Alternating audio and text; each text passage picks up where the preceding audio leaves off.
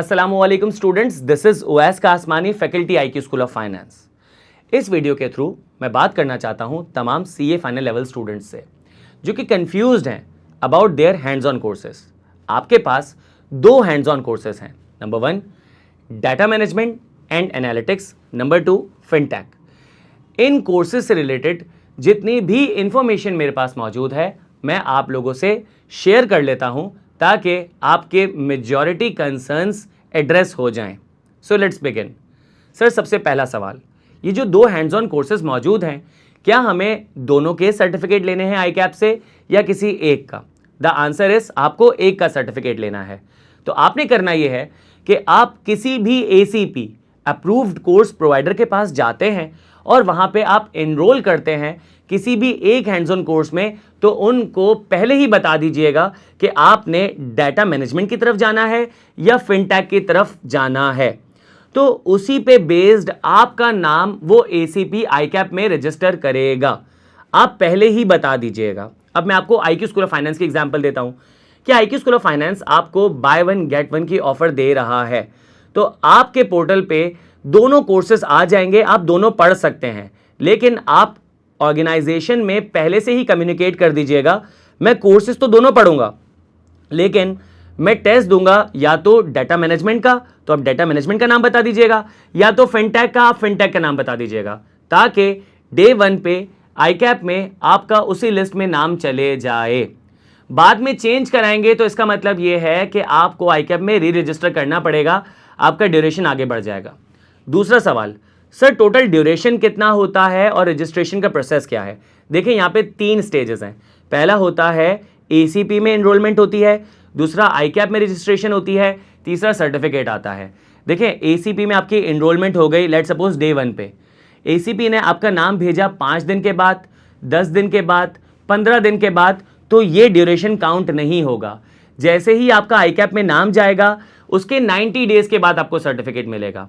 अगर आपका किसी ACP ने नाम भेजा है 10 दिन के बाद तो आपको सर्टिफिकेट मिलेगा 100 डेज के बाद। अगर उसने 5 दिन के बाद भेजा है तो 95 डेज के बाद। अगर 15 दिन के बाद भेजा है तो इसका मतलब है 105 डेज।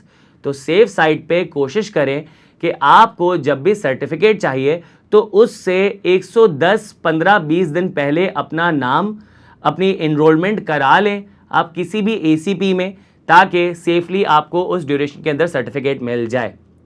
तीसरा सवाल, सर ये ड्यूरेशन इतना इंपॉर्टेंट क्यों है? वो इसलिए इंपॉर्टेंट है कि आपको मिलता है पहले सर्टिफिकेट, उसके बाद फिर आप आईकैप के एक टेस्ट में अपेयर होते हो जिसके लिए आपने सर्टिफिकेट लिया था। लेट सपोज आपने आईक्यू स्कूल ऑफ फाइनेंस में दोनों कोर्सेज पढ़े, लेकिन आपको पता है कि आपका नाम गया हुआ है डाटा मैनेजमेंट में, तो आप डाटा मैनेजमेंट के पेपर के लिए तैयार करेंगे। फिर आपका वो पेपर होगा अपेरेंटली, ये कोई कंफर्म नहीं है, लेकिन अपेरेंटली वो पेपर होता है आपकी अटेम्प्ट से 1.5 महीना पहले। कि अगर आपकी अटेम्प्ट जो है वो जून की है तो आपका जो पेपर होगा वो अप्रैल एंड में होगा, और अगर आपकी अटेम्प्ट दिसंबर की है तो वो पेपर आपका होगा अक्टूबर एंड में। तो इसका मतलब ये है कि आपको जो सर्टिफिकेट चाहिए वो कम से कम मार्च के एंड तक या अप्रैल के फर्स्ट वीक तक चाहिए।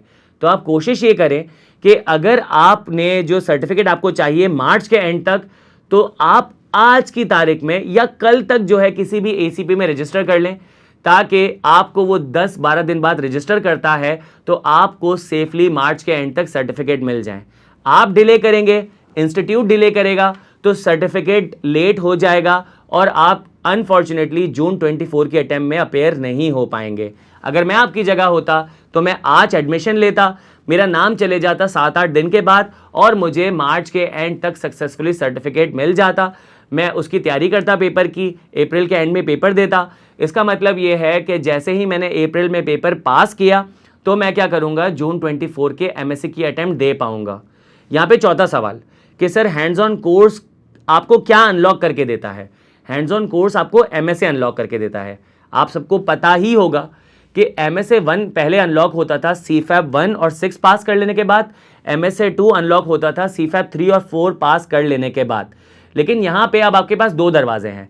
MSA के लिए जो पहली चाबी होगी वो होगी आपके पास क्या, हैंड्स ऑन कोर्स की, कि आपने जब हैंड्स ऑन कोर्स कर लिया तो आपने MSA का पहला दरवाज़ा अनलॉक कर लिया। दूसरा दरवाज़ा अनलॉक होगा CFAP 1-6 से MSA 1 का, CFAP 3-4 से आपके पास MSA 2 का।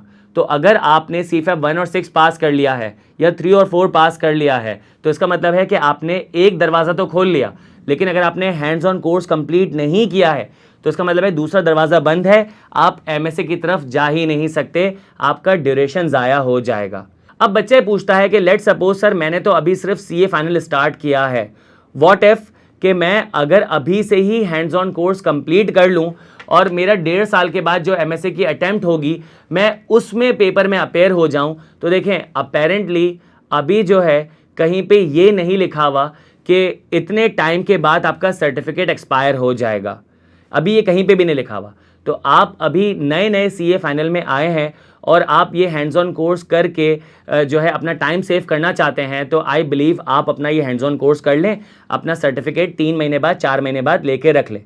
उसके बाद ये होगा कि 6 महीने के बाद या साल के बाद जब आप MSc में एलिजिबल हो जाओगे तो आप उस पर्टिकुलर मंथ में पेपर दें, आप अपना पेपर पास करें और MSc के लिए एलिजिबल हो जाएं, क्योंकि अपेरेंटली अभी कोई एक्सपिरेशन डेट नहीं बताई कि आपका सर्टिफिकेट 1 साल के बाद, 6 महीने के बाद या 2 साल के बाद एक्सपायर हो जाएगा। फिर इसके अलावा एक और सवाल कि सर व्हाट इफ कि अगर मुझे सर्टिफिकेट मिल जाता है और मैं MSc के लिए एक पेपर देता हूं हैंड्स ऑन कोर्स का और उस पेपर में मैं फेल हो जाता हूं, तो पहला कॉन्सिक्वेंस तो ये है कि मैं MSc की वो अटेम्प्ट नहीं दे पाऊंगा। क्या सर यहाँ पे ये भी कॉन्सिक्वेंस है कि अगर मैं वो टेस्ट फेल कर देता हूँ तो मेरा जो सर्टिफिकेट मैंने लिया था वो नल एंड वॉइड हो जाता है? देखें इस पे भी अभी कोई पॉलिसी नहीं नज़र आ रही है अपेरेंटली। तो इसका मतलब तो ये नज़र आ रहा है कि लेट सपोज अगर आप अप्रैल में पेपर देते हो और आप उसको पास नहीं करते तो इसका सिंपली मतलब ये है कि जो सर्टिफिकेट आपके पास पहले मौजूद था आप उसे यूज़ करोगे और आप अक्टूबर में फिर से ट्राई करोगे। आप फिर से ट्राई करोगे और आपने पेपर दिया और पास कर लिया तो आप दिसंबर में पेपर दे सकते हो। अभी यहाँ पे कोई पॉलिसी नज़र नहीं आई है कि जिसके तहत क्या हो कि लेट सपोज अगर मैंने कोई टेस्ट फेल कर लिया तो इसका मतलब ये है कि मेरा सर्टिफिकेट एक्सपायर हो गया, अब मुझे वापस से क्या करना पड़ेगा, हैंड्स ऑन कोर्स में एडमिशन लेना पड़ेगा, 90 डेज़ में कोर्स कंप्लीट करना पड़ेगा, फिर एक नया सर्टिफिकेट आएगा, उसकी बेस में मैं नए टेस्ट में बैठूंगा और फिर उस टेस्ट को पास करने की कोशिश करूंगा। अभी ऐसी कोई रिक्वायरमेंट नहीं आई। अभी अपेरेंटली ये लग रहा है आपने एक दफ़ा सर्टिफिकेट ले लिया, आप उसकी बेसिस पे टेस्ट देते हो, पास कर लेते हो तो आप MSc में अपेयर हो जाओगे, अगर पास नहीं करते तो आप फिर से टेस्ट दोगे और उसके बाद उसको पास कर लेते हो तो आप अगली अटैम्प्ट में MSc में अपेयर हो सकोगे। यहाँ पे मैं बहुत सारी चीज़ें जो है वो क्या कर रहा हूँ, अजम्पशन पे बेस कर रहा हूँ, क्योंकि उन पे अभी कोई कानून बना नहीं है या तो अभी जो है वो विजिबल नहीं हुआ, पब्लिक नहीं हुआ। तो आई होप कि मेरी इस वीडियो से आपके बहुत सारे सवालात के जवाबात आपको मिल गए होंगे। Be smart about it. मैं आपकी जगह होता तो एज सून एज पॉसिबल क्या करता कि रजिस्ट्रेशन करता किसी भी ACP में, जैसे IQ स्कूल ऑफ फाइनेंस में मैंने रजिस्ट्रेशन की। दूसरा स्टेप क्या होता, मैं इंश्योर करता कि मेरा नाम जल्द से जल्द ICAP की लिस्ट में चले जाए। मेरा नाम ICAP की लिस्ट में चले गया तो मेरी 90 डेज़ की साइकिल चलना शुरू हो गई। 90 डेज़ के बाद मेरा सर्टिफिकेट आ जाएगा, सर्टिफिकेट मैं इंस्टीट्यूशन से ले लूँगा, इंस्टीट्यूशन से सर्टिफिकेट लेने के बाद फिर मैं ICAP से एक्टिवली पूछता रहूँगा कि पेपर कब है। ICAP ने बता दिया मेरा पेपर होगा अप्रैल के एंड में, मैंने उसकी एग्जामिनेशन फ़ी पे कर दी तो इसका मतलब है सर्टिफिकेट मेरे पास है, फीस मैंने पे कर दी है, अब मुझे करना है पेपर का वेट। पेपर आएगा, मैं पेपर देकर आऊँगा, इंशाल्लाह उसका रिजल्ट आएगा, मैंने रिजल्ट पास कर लिया तो इसका मतलब क्या है कि मैं MSc के लिए एलिजिबल हो गया।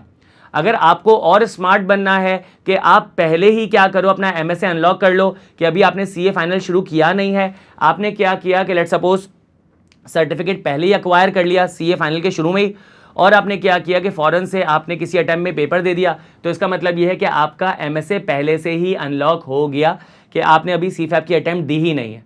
सही है, तो अभी कोई कानून बनावा नहीं है। अपेरेंटली क्या है कि आप कभी भी टेस्ट दे सकते हो, आप कभी भी सर्टिफिकेट एक्वायर कर सकते हो, यूज़ इट। आप यूज़ करके प्रोएक्टिवली अपनी चीज़ें जो है वो रेडी करके रखो कि कल को जब आपके पास एक्चुअली MSc आ रहा हो तो ऐसा ना हो कि 11th आवर पे आप बैठ के डिसाइड कर रहे हो कि मैं जो है वो हैंड्स ऑन कोर्स कहाँ से पढूं, 90 डेज़ में सर्टिफिकेट मिलेगा, फिर मुझे टेस्ट देना है, टेस्ट पास हुआ कि नहीं हुआ। पहले ही अपना सर्टिफिकेट ले लो, पहले ही टेस्ट पास कर लो, फिर जब MSc की अटैम्प्ट आएगी तो वो ऑलरेडी तुम्हारे लिए अनलॉक्ड होगा। आई बिलीव कि मैं अपने एंड से जितने भी सवालात हैं उनको आंसर कर पाया, और अगर आपको कोई मज़ीद सवालात हों तो आप एडमिन से पूछ सकते हैं। ख्याल रखिएगा, बेस्ट ऑफ लक, अल्लाह आप सबको कामयाब करे। अल्लाह हाफ़िज़।